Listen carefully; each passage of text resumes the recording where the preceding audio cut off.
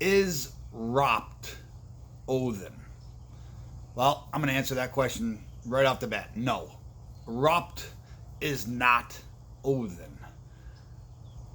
What must be remembered is the Eddas that we have, the lore that we have, has been translated and given to us by the enemies of ancient ancestral northern paganism. They did not translate it accurately. Hróptr is not Odin, just like in the Prose Edda, where Snorri says that Hermod is a son of Odin. We've already exposed that and written about that in our book, Northern Paganism, Choices and Growth. Hermod is not a son of Odin. In our last video about symbolism and women in Valhalla, we showed how these religious cults of Abraham, they confuse and confound and muddy the water, take away clarity of the northern pagan. They destroy the symbolism that is part of our poetry and our lore, just so that they can have their, well, zombie-like belief system, that non-thinking, one true God, second coming, end times, Armageddon. Come on. That's a zombie-like, non-thinking mindset.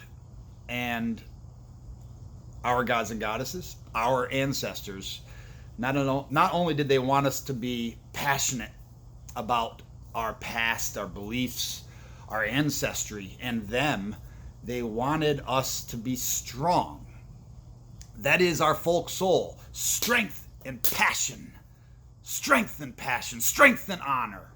That's our folk soul. The religious cults of Abraham, you are unworthy. You are weak. Someone else will save you. And in the end times, all that evil will be done away with, and you'll be in a new city of heaven, and you'll fall on your face repeatedly, worshiping their invented God. Come on. Notice what they did. Here's another area. This right here is the Old Norse spelling of Thor, our god Thor, who is the hero warrior, the hunter, the father's time warrior. And there's even poetic symbolism in who his mother and his father are. Thor. Now,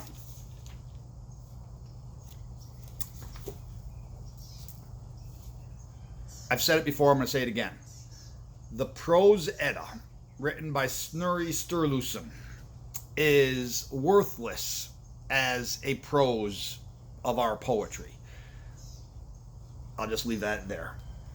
As well, the poetic Eddas that we have translated in the 1800s that have been then rewritten in modern times, pretty much worthless there as well. And I'm going to show you how. Show you why. Because one thing is certain. Our gods and goddesses do not die. They do not die. And another thing, in case anyone hasn't ever noticed this before, not only do those religious cults of Abraham, remove women from Valhalla, they also remove women from their final Ragnarok Armageddon-like battle, which Ragnarok is not an Armageddon-like battle, and our gods and goddesses do not die, as I just said. Now, Voluspo 56. This is what the Abrahamic translations say. Okay? Now, this is how you spell Thor. I'm going to come back to that. Okay? In anger smites the warder of earth. Forth from their homes must all men flee. 9 paces fares the son of Fjörgynar, and slain by the serpent, fearless he sinks. That's what they wrote. That's what they wrote. Now, I'm going to, remember, here's how you spell Thor. Now, this is that stanza in Old Norse. I'm going to hold it here for a minute, because, put it on pause, because Where in the world does it say Thor there? It doesn't, right? So this is where you have to rely on Abrahamic translators telling you that somebody in there means Thor. Thor. The very same people that say Harbard means is Odin. Harbard is Odin. That's what they say.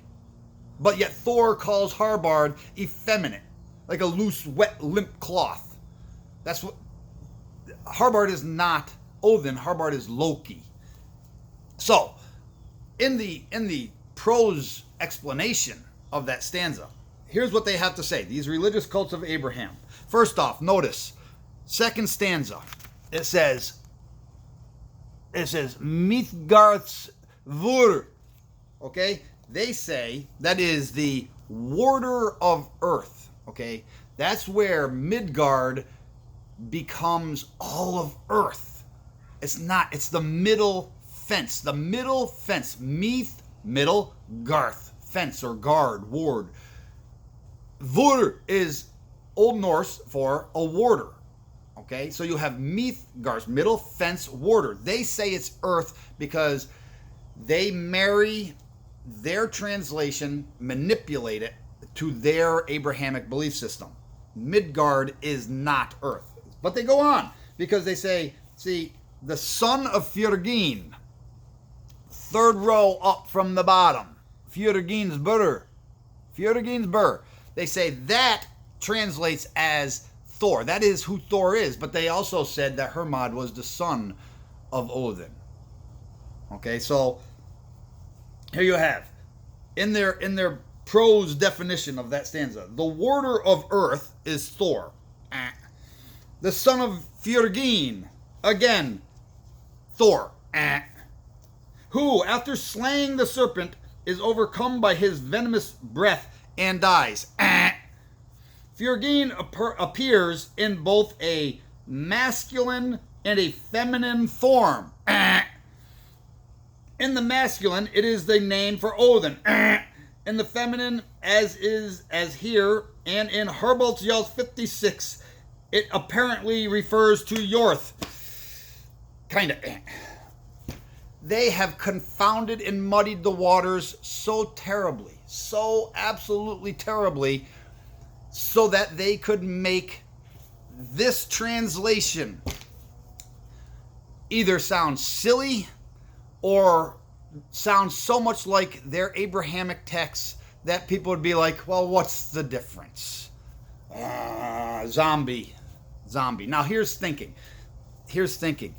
When you think for yourself, you start to tie things together. Brynhild said, it is the spirit that is Sigurður Samin that shall never die. Now, Abrahamic translators say, oh, that's probably Christian interpolation, and that's because they don't understand, or they intentionally say that, so that manipulation is not obvious. Once you see it, it's like jumps off the pages at you. And that's what we're doing.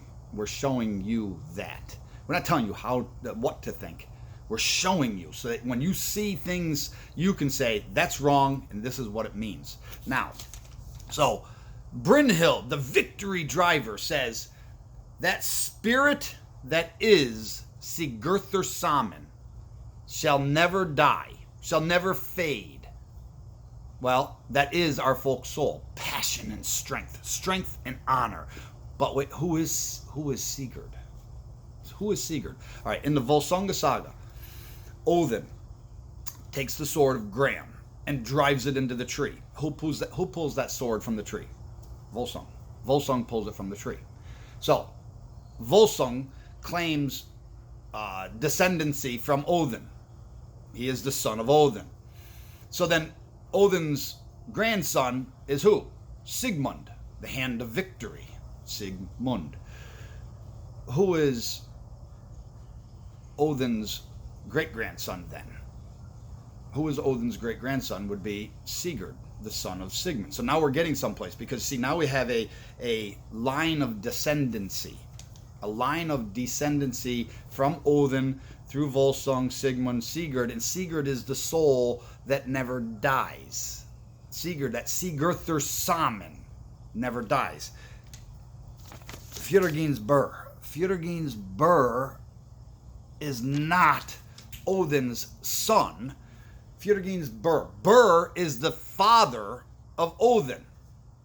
Okay, so in the prose Edda, worthless as it is, you still can pick up some things from it, not in a prose fashion.